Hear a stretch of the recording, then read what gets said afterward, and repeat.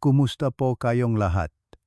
Ako si Dr. Renato Bagani at ngayon ay ating susuriin ang paksa na pag-iwas sa pagising sa gabi dahil sa paghihigamit ang tatlong uri ng pinatuyong prutas.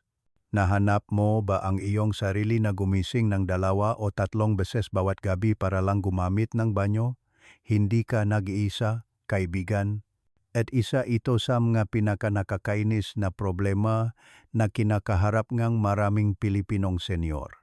Ngunit paano kung sabihin ko sa iyo na isang simpleng pagbabago bago matulog ay maaring pakalmahin ang iyong pantok at hayaan kang matulog ng buong gabi?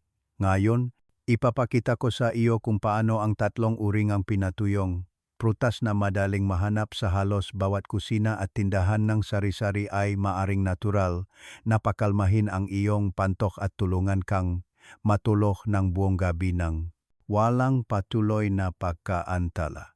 Hindi ito mamahaling suplemento o komplikadong paggamot. Ito ay simpleng pang-araw-araw na pagkain na tinatamasa ng matao sa Pilipinas sa loob ng maraming henerasyon, ngunit kadalasan ay hindi nila napagtanto ang tahimik na kapangyarihan nito upang mapabuti ang tulog at ibalik ang kapayapaan ng isip. Bago tayo magsimula, nais kong marinig ang inyong nga saloobin. Saan niyo pinapanood ang video na ito? Anong oras niyo ito pinapanood? Mangyaring mag-iwan ng komento sa ibaba. Gusto kong marinig ang inyong saloobin. At kung nagustuhan niyo ang video, mangyaring tandaan na i-like at mag-subscribe upang hindi mo kailanman mapalampas ang isa pang tip na idinisen niyo lalo na para sa mga nakatatanda. Kaya simulan natin ang paglalakbay na ito ng sama-sama dahil ngayong gabi ay maaring ang unang gabi sa mahabang panahon na sa wakas ay makakatulog ka ng mahimbing ng walang patuloy na tawak ng iyong pantok. Ang mga siyentipikong dahilan sa likod ng pagising sa gabi dahil sa paghihi. Habang tayo ay tumatanda, ang katawan ay nagbabago sa mga paraan na madalas ay tahimik ngunit malakas. At isa sa mga pinakamahalagang pagbabago ay kinabibilangan ng isang hormon na tinatawag na vasopressin. Ang hormone na ito ay gumagana ng isang kritikal na papel sa pagsasabi sa iyong nga bato na pabagalin ang production ng ihi habang ikaw ay natutulog na nagpapahintulot sa pantok na magpahinga at ang iyong katawan ay manatiling hindi nagagambala sa buong gabi. Sa mga mas bata pang edad, ang maantas ng vasopressin ay natural na tumataas sa panahon ng pagtulog, ngunit pagkatapos ng edad na 60, ang maantas na iyon ay madalas na bumababa. Kapag nangyari iyon, ang mga bato ay patuloy na nagsasala ng mga likido sa parehong bilis tulad ng sa araw, na nangangahulugang mas maraming ihi ang ginagawa sa magdamag. Para sa maraming senyor na Pilipino, ito ang nakatagong dahilan kung bakit nila nahanap ang kanilang sarili na gumising sa alas 1:30 o kahit alas 5 ng umaga, naglalakad ng pagod patungo sa banyo kapa ang kanilang katawan ay tunay na nangangarap ng malalim na pahinga. Kasabay nito, ang pantok mismo ay nagiging mas sensitibo sa edad na nagpapadala ng mas senyales ng mas maaga kaysa sa dati. Noong bata ka pa, ang iyong panto ay maaring komportableng humawa ng halos 2 tasang likido, naghihintay hanggang sa ito ay talagang puno bago kagisingin. Ngunit habang lumilipas ang mga dekada, ang parehong mga kalamnan at nerbiyos ay nagsisimulang mawalan ng pasensya. Ngayon, kahit kalahating baso ang likido ay maaring mag-trigger ng isang kayat na mensahe sa utak na tila imposibleng balewalain. Maraming nakatatanda ang tahimik na nagdadala ng takot sa aksidente, kaya agad silang tumutugon, nagmamadaling pumunta sa banyo sa dilim. Ang siklo na ito ay hindi lamang nakakasira ng tulo, kundi lumilikha din ng pagkabalisa na nagpaparamdam sa mga gabi na mahaba at malungkot at ang mga umaga ay mabigat sa pagkapagod. Ang mapagpipilian sa pamumuhay ay gumaganap din ng isang malaking papel sa panggabing pagkikibaka na ito. para sa ilang senyor, ang hapunan ay kinakain ng huli sa gabi na sinusundan ngang isang buong baso ngang tubig, isang tasa ang tsaa, o kahit isang nakakapagapakalmang mainit na gatas. Bagamat ang magawaing ito ay maring maging nakaka-relax, tahimik nilang nilolot ang pantok sa maling oras. Ang pag-inom ngang higit sa ilang sips pagkatapos ngang alas, tuyo o pagpili nga inumin na may natural na diuretic effect tulad ng tsaa o kapa ay nagpapataas kang posibilidad na hilahin ka mula sa kamangang pangangailangan. Kahit na ang isang malusok na mangkok ngang malabnaw na sabaw o prutas tulad ng pakwan ay maring magdagdag sa pasanin na nagpaparamdam sa pantok na hindi mapakali sa oras na kailangan ng isip ang kapayapaan. Ang magawi sa kultura ay humuhubo din sa mapatan na ito ng iba sa Pilipinas at iba pang bansa, ngunit ang resulta ay madalas na pareho. Sa Pilipinas, maraming nakatatanda ang umiinom nga herbal na tsaa o salabat sa gabi, naniniwala na ang ito ay banayad sa katawan, ngunit nakakalimutan na ang bawat patak ay pumupuno pa rin sa pantok. Ang masenyor ay maring magtapos ng araw na may kape barako, isang baso ng tsokolate o magaan na ulam tulad ng sinigang. Lahat na ito ay mayaman sa likido at tahimik na nakakagambala sa tulog. Ang pakiramdam na nakapagpapalusog sa simula ay maring maging dahilan ng pagkabali-baling gabi. Kaya kung nakikilala mo ang iyong sarili sa mga pattern na ito, alamin na hindi ka nag-isa, at higit sa lahat, alamin na possible ang pagbabago. Sa pag-unawa sa mga sali na siyentipiko at pamumuhay na ito, maari kang magsimulang bumawi ng kontrol, ang pag-ayos kung kailan at gaano karami ang iyong iniinom. Ang pagpili ng mas magaan na pagkain ng mas maaga sa gabi at pagiging maalalahanin sa mga gawi sa kultura ay maaring dahan-dahang bawasan ang presyon sa iyong pantok. At kapag nagawa na ang mapababago na ito, ang gabi ay hindi na para sa pangangailangan, kundi muli para sa pagpapagaling, pahinga, at mapayapang pangarap. Pinatuyong prutas, bilang isa, almonds, mga almendras. Kabilang sa lahat ng pagkain na ibinigay sa atin ng kalikasan, ang nga almendras ay namumukotangi bilang isa sa mga pinaka-katiwalaang kasama para sa pagtanda ng katawan. Sa loob ng bawat onsa na maliliit na mani na ito ay namamalagi ang isang koleksyon ng mga malakas na sustansya na sumusuporta sa pahinga at pagaling sa mga paraan na hindi inaasahan ng maraming senyor.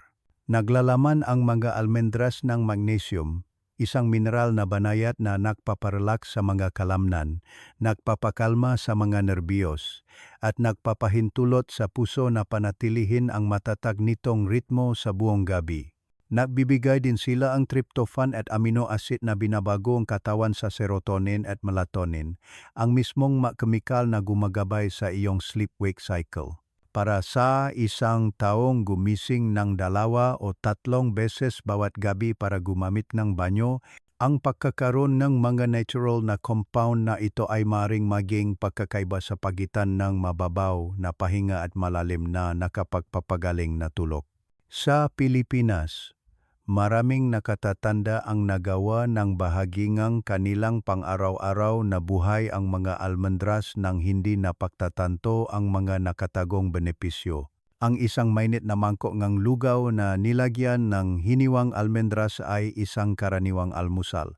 Ngunit ang parehong kombinasyon na kinukuha sa gabi ay maring dahan-dahang maghanda sa katawan para sa pahinga. Ang gatas ng almendras na available sa halos bawat grocery store ay naging popular na pagpipilian para sa mga senyor na nais iwasan ang gatas ng baka ngunit gusto pa rin ng isang nakaka-relax na inumin bago matulog. Isipin ang isang tahimik na gabi sa isang suburban na bahay sa Pilipinas kung saan ang isang lola ay nakaupo malapit sa bintana. Umiinom ngang mainit na gatas nga almendras habang lumulubog ang araw. Para sa kanya, ang simpleng ritual na ito ay hindi lamang nagpapalusok sa katawan, kundi nagbibigay din ng senyales sa isip na oras na upang bumagal. Ang nga sustansya sa mga almendras ay tahimik na gumagana sa likuran, nagpapababa ng tensyon at nagpapababa ng pagkaantala na madalas na nakakagambala sa tulog sa mga huling taon. Sa Pilipinas, ang mga almendras ay may tradisyon na parehong kultural at nakapagpapagaling. Maraming nakatatanda ang nakakaalala na sinabihan noong bata pa na ibabad ang mga almendras ng makdama at kainin ang mga ito sa umaga para sa mas matalas na memorya at mas malakas na katawan. Ang karunungang iyon ay tutuparin, lalo na kung inangkop para sa tulog at kalusugan ng pantok. Ang nga almendras na ibinabat sa tubig ay nagiging mas malambot, mas madaling tunawin, at mas mabait sa tiyan ng isang taong bumagal ang pagtunaw sa edad. Ang isa pang pamilyar na pagpipilian ay gatas na may almendras. Madalas na inihanda na may mainit na gatas, dinurok na almendras, at isang pahiwatik ng cardamom o saffron. Para sa hindi mabilang na pamilyang Pilipino, ang inuming ito ay higit pa sa ginhawa. Ito ay isang ritual ngang pangangalaga na ipinasa sa mga henerasyon. Kapag kinuha ilang oras bago matulog, hindi lamang ito nagpapainit ng puso, kundi nakakatulong din na patatagin ang pantog sa pamamagitan ng pagpapakalma sa nervous system sa isang estado ng kapayapaan. Siyempre, kahit na ang pinakamaluso na pagkain ay dapat tamasahin ng balanse, inirerekomenda ng mga eksperto na panatilihin ng mga nakatatanda ang panggabing bahagi ng almendras sa humigit kumulang 1 onsa na 20 hanggang 23 mani o humigit kumulang 28 gram. Ang halagang ito ay nagbibigay sapat na magnesium at tryptophan upang suportahan ang pahinga ng hindi pinupuno ang tiyan o nagdaragdag ng hindi kinakailangang calories. Ang pinakamahusay na oras upang kainin ang nga ito ay 1 hanggang 2 oras pagkatapos ng hapunan kapag nagsimula nang bumalik sa dati ang pagtunaw. Ang dahan-dahang pagnguya o ang banayat na pagalo sa mainit na gatas o oatmeal ay nagpapadali sa pagsipsip ng mga sustansya at mas kasiyasiya ang karanasan sa pagtrato sa mga almendras bilang isang maliit na panggabing gamot sa halip na isang walang katapusang merienda. Ang mga senyor ay maaaring bigyan ang kanilang katawan ng eksakto kung ano ang kailangan para sa mapayapang tulog. Ibahagi ko ang kwento ni Ginang Reyes, isang 72 taong gulang na babae mula sa Cebu na nakipaglaban sa pagising sa gabi para gumamit ng banyo sa loob ng halos isang dekada. Sinubukan niyang bawasan ang kanyang iniinom na tubig, inayos ang kanyang oras ng hapunan, at nag-eksperimento pa sa mga gamot na pampatulog na reseta, ngunit nagpatuloy ang problema. Isang gabi, sa mungkahing kanyang anak, nagsimula siyang uminom ng maliit na basong gatas ng almendras na may dinurok na mani na idinagdag. Sa loob ang 2 linggo, napansin niya na sa halip na gumising ng 3 beses bawat gabi, minsan na lang siya gumigising, at sa ilang gabi ay hindi na talaga. Ang kanyang umaga ay naging mas maliwanag, ang kanyang enerhiya ay mas matatag, at ang kanyang kalooban ay mas kalmado. Madalas niyang sinasabi, "Ngayon ay hindi ko akalain na ang isang bagay na maliit tulad ng mga almendras ay maaring ibalik ang aking pahinga." Ang kanyang kwento ay hindi karaniwan. Ito ay isang paalala na ang mabanayad at natural na pagpipilian ay maring magbalik ng kontrol at dignidad kahit nasa mahuling kabanatang buhay. Pinatuyong prutas, bilang 2, walnuts, manga, mani. Ang mamani ay maring mukhang simple sa kanilang magaspang na balat at maliliit na kalahati, ngunit sa loob ay mayroon silang masustansya na direktang sumusuporta sa tulog at kalusugan ng pantok. Ang mga mani na ito ay lalo na mayaman sa omega-3 fatty acids na nagpapababa ng pamamaga sa katawan at nagpapabuti ng sirkulasyon na tumutulong sa mga bato at pantok na gumana ng mas maayos. Naglalaman din sila ng natural na melatonin, ang parehong hormone na nagbibigay ng senyales sa iyong katawan kung kailan oras na upang magpahinga.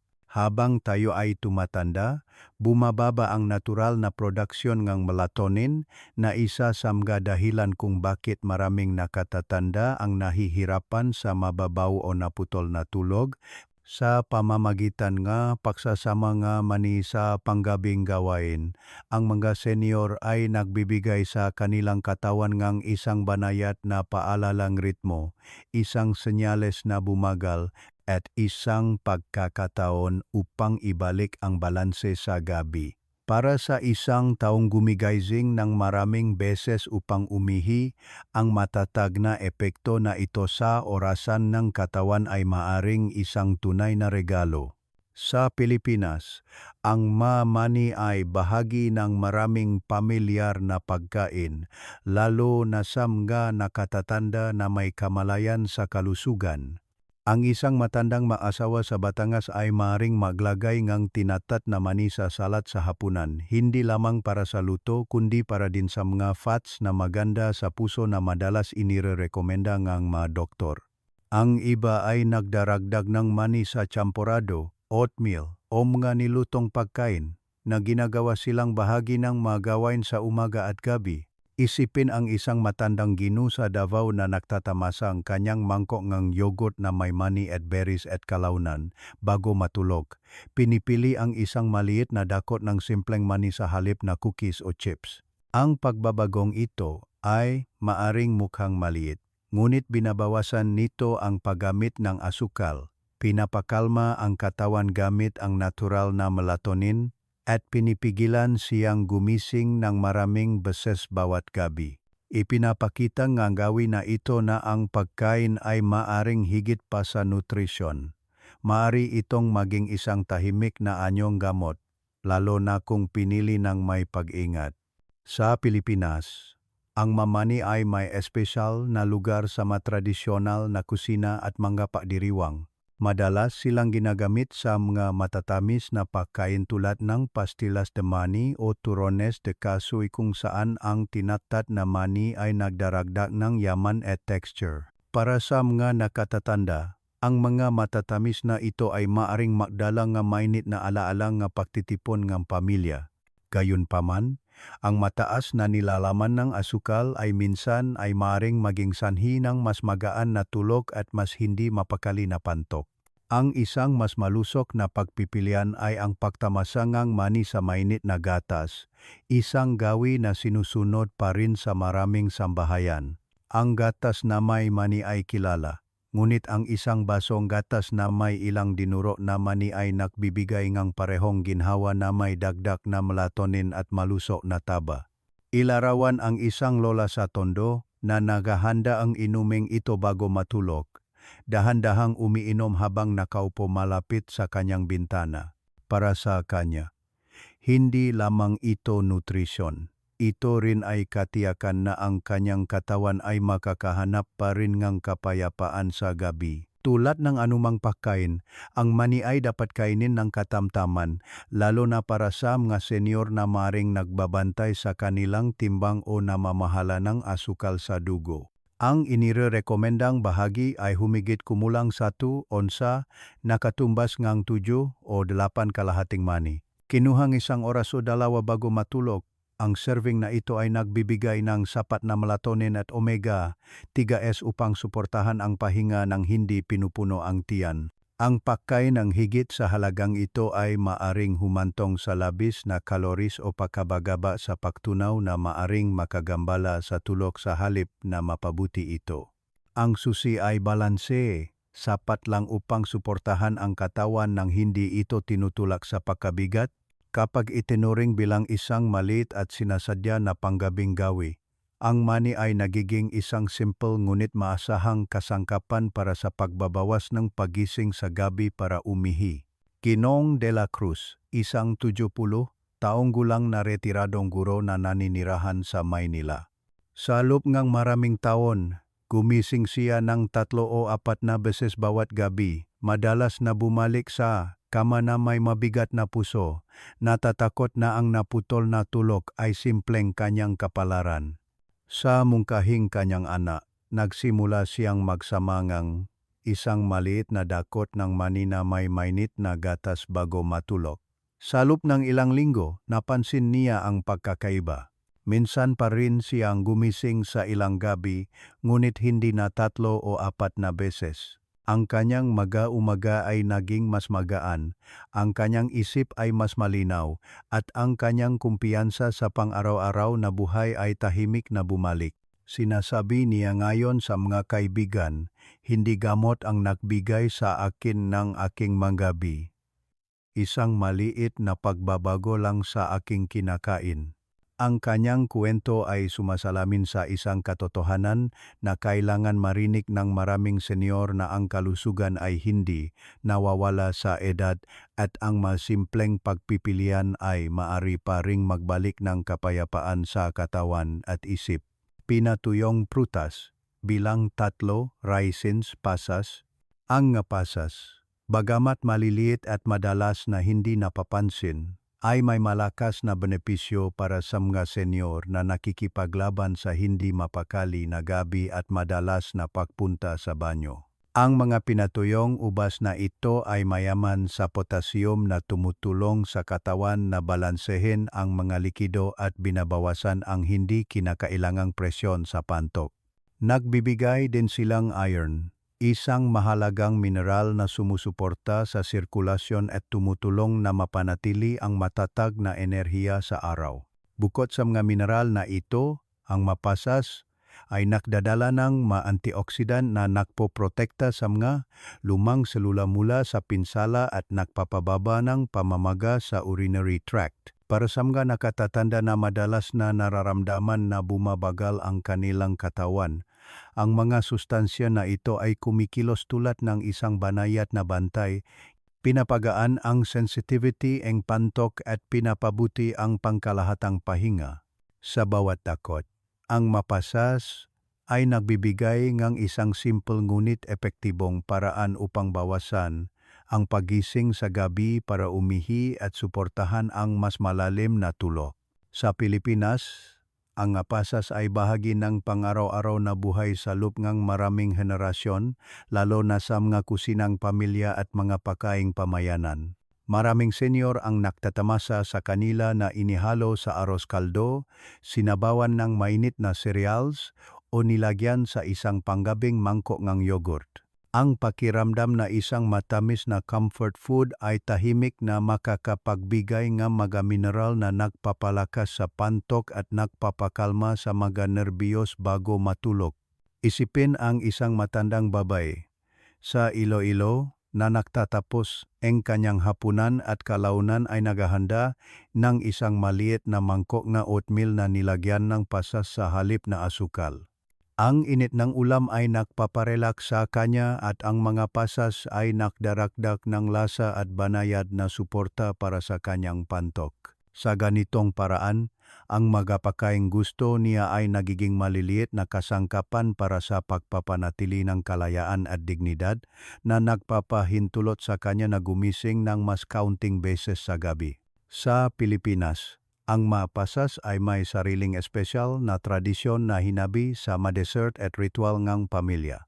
Madalas silang idinadagdag sa fruit salad, karyoka, o mga panghanda kung saan ang kanilang tamis ay nagbabalanse ng mas mayayamang lasa.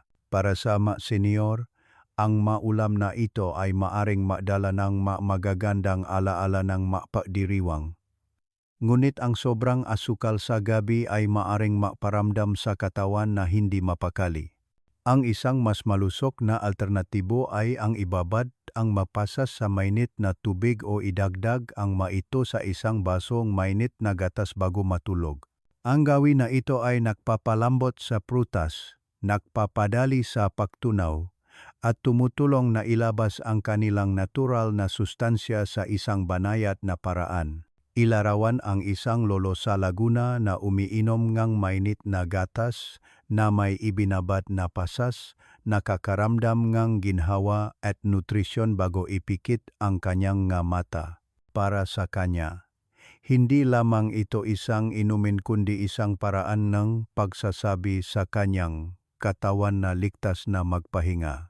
Ngayon, upang matanggap ang pinakamaraming benepisyo, mahalaga ang pagiging katamtaman.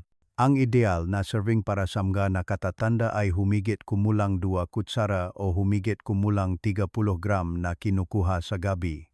Ang maliit na bahaging ito ay sapat na upang magbigay potassium at iron nang hindi pinupuno ang tiyan o nagpapataas ng asukal sa dugo ng matindi. Ang pagbabat ng pasas ng ilang oras sa mainit na tubig ay nagpapabait pa sa pagtunaw, lalo na para sa mga bumagal ang sistema sa edad. Ang mas senior sa Pilipinas ay madaling makakagawa ngawi na ito, maging sa pamamagitan ng paghahalo ng pasas sa oatmeal, pagtamasa sa mainit na gatas, o simpleng panguyo sa kanila ng dahan-dahan bilang isang magaan na panggabing merienda. Sa pagpapanatili ng serving na katamtaman at pare-pareho, ang katawan ay tumatanggap ng matatak na suporta habang iniiwasan ang pagkabagabak ng sobrang pagpapakasawa. Ibahagi ko ang kwento ni Ginang Cruz, isang 74 taong gulang na biyuda mula sa Quezon City na nakaramdam ng pagkabigo sa pagising ng 2 o 3 beses bawat gabi. Sinubukan niyang bawasan ang tubig. Itinigil ang pag-inom ng tsaa pagkatapos ng hapunan at nilimitahan pa ang kanyang panggabing lakat, ngunit walang nagmukhang nakatulong. Iminungkahing kanyang apo na subukan niya ang ibinabat na pasas bago matulog. Sa loob ng 2 linggo, napansin niya ang pagkakaiba. Ang makagyat na tawag sa kalagitnaan ng gabi ay bumaba at sa ilang umaga ay nagising siya na napagtanto na nakatulog siya ng 5 o 6 na oras ng tuloy-tuloy. Inilarawan niya ito bilang isang tahimik na regalo na hindi ko inaasahan. Para sa kanya, ang mapasas ay naging higit pa sa isang merienda, naging paalala ang ito na kahit sa huling bahagi ng buhay, ang maliliit na pagbabago ay maaring magbalik ng kapayapaan at ginhawa.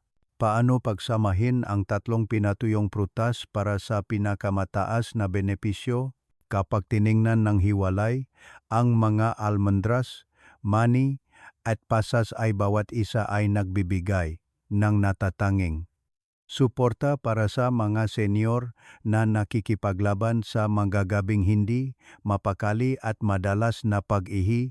Ang maalmendras ay nagbibigay ng magnesium, isang mineral na nagpapagaan ng tense na kalamnan, nagpapakalma sa nervous system, at lumilikha ng pisikal na kondisyon para sa mapayapang tulog.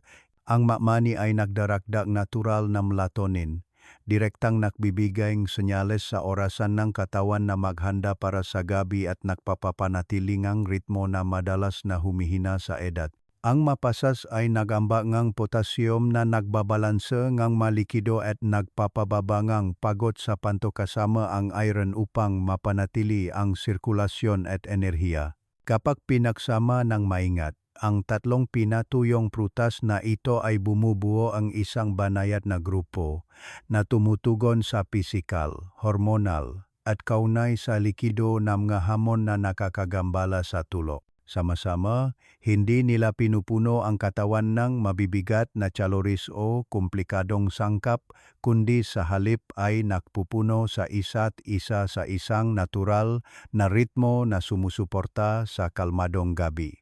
Sa Pilipinas, madaling mayangkop nga senyor ang mapagkaing ito sa pamilyar na panggabing gawain ng hindi nararamdaman na sinusunod nila ang isang mahigpit na dieta. Ang isang mangkok ng oatmeal na may sprinkle ng hiniwang almendras ay maaring magsilbing isang magaan na panggabing merienda na naalo ng ginhawa at sustansya.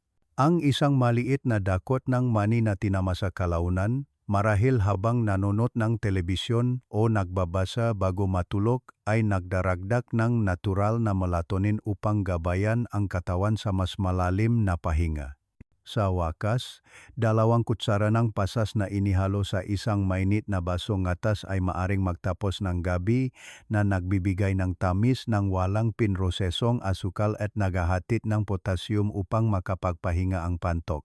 Para sa maraming nakatatanda na tahimik na nakakaramdam nga pagkabalisa tungkol sa tulog, Ang pagkakasunod-sunod na ito ay hindi gaanong paggamot at mas parang pag-alaga sa sarili na hinabi sa kultura ng makusina ng Pilipinas. Pinapalitan nito ang mga late-night na cookies o chips ng isang bagay na nakapagpapalusok habang binibigyan ang mga senior ng dignidad ng pagawang maliliit na pagpipilian na direktang nakpapabuti sa kanilang mga gabi. Sa Pilipinas, ang mga tradisyon ay nakahanay na sa mga pagkaing ito na ginagawang mas natural ang kombinasyon, ang isang baso ng gatas na may almendras na inihanda na may almendras at nilagyan ng kaunting kardamono o saffron ay maring tamasahin ng 1 oras o 2 bago matulog na naglilingkod sa parehong kultural na alaala at siyentipikong layunin. Ang mamani, bagamat madalas nakasama sa mga minatamis o matatamis, ay maring kainin ng mas simple, marahil bilang isang maliit na palamuti sa isang mangkok prutas o isang magaan na merienda. Para sa mapasas, ang pagbabad sa mainit na tubig at ang banayad na pagkain sa ito bago matulog ay isinagawa sa loob ng maraming henerasyon at kinumpirma na ngayon ngang agam ang benepisyo sa pantok at pagtunaw. Ilarawan ang isang senior sa Pasig na umiinom ngatas na may almendras habang nakaupo kasama ang pamilya at pagkatapos ay tinatamasa ang ilang mani at ibinabad na pasas habang papalubog ang gabi. Ang manggawi na ito ay nagdudulot ng ginhawa hindi lamang sa pamamagitan ng mga sustansya kundi pati na rin sa pamamagitan ng pamilyar na init ng tradisyon na nagpapaalala sa katawan na ang pahinga ay ligtas at possible. Ang pinakamahalagang payo, maging sa Pilipinas o sa ibang bansa, ay ang pagiging katamtaman at pagiging pare-pareho. Ang isang maliit na bahagi bawat gabi humigit kumulang 1 onsa nga almendras, 1 onsa ngang mani, at 2 kutsara ngang pasas ay sapat na upang magbigay ng buong benepisyo. Ang higit pa rito ay maring humantong sa pagkabigat sa pagtunaw o labis na kaloris na maring makagambala sa pahinga sa halip na mapabuti ito. Sa pagpapanatiling gawin na banayad at matatag, ang mga senior ay nagbibigay sa kanilang katawan na kung ano ang kailangan nila nang hindi humihingi ngang labis. At sa paglipas ngang panahon, ang balanse na ito ay maaring gawing kalmado, nakapagpapagaling na tulo ang mabalisa at naputol na gabi. Mga nakakatulong na gawi upang bawasan ang pagising sa gabi dahil sa pagihi. Bukod sa pagdaragdag ng pinatuyong prutas sa iyong gawain, ang maliliit na pang-araw-araw na gawi ay maaring tahimik na humubok kung gaano kapayapa ang iyong mga gabi. Isa sa mga pinakamahalagang hakbang ay ang kumain ng hapunan ng mas maaga na nag-iwan ng hindi bababa sa 3 oras sa pagitan ng iyong huling pagkain at oras ng pagtulog. Nagbibigay ito sa katawan ngang oras upang ganap na tunawin, na binabawasan ang presyon sa pantok at binabawasan ang posibilidad na magising sa pagkabagabag. Ang mga senior na kumakain ng huli ay madalas na nahihirapan sa pagbaling-baling, hindi dahil sa gutom, kundi dahil sa katawan na gumagana pa rin sa oras na dapat ay nagpapahinga na. Ang isa pang simple ngunit malakas na gawi ay ang uminom ngang karamihan sa iyong tubig sa araw habang ang katawan ay aktibo at kayang iproseso ang nga likido ng mahusay. Pagkatapos ng 7 gabi, dahan-dahang bawasan ang iyong iniinom sa ilang sips lamang kung kinakailangan, sa halip na buong baso. Pinipigilan nito ang pantok na mapuno sa maling oras habang pinapanatili ka pa ring hydrated at comfortable sa mga oras ngang araw. Hindi ito tungkol sa pag-inom ngang mas kaunti sa pangkalahatan, kundi tungkol sa pagbabago ngang ritmo ngang pag-inom. Ang banayad na paggalaw sa hapon ay maaari ding gumawang nakakagulat na pagkakaiba. Habang bumabagal ang sirkulasyon sa edad, ang likido ay madalas na tahimik na naiipon sa mga binti upang lumipat lamang pataas sa gabi kapag ikaw ay nakahiga. Ang isang maikling lakat sa kapitbahayan, pagunat sa isang silya, o kahit ilang hakbang sa loob ngang bahay ay makakatulong na ilabas ang likidong ito ng mas maaga. Salamat sa panonood at mangyaring magiwan ng komento kung ang artikulong ito ay nakakatulong sa iyo.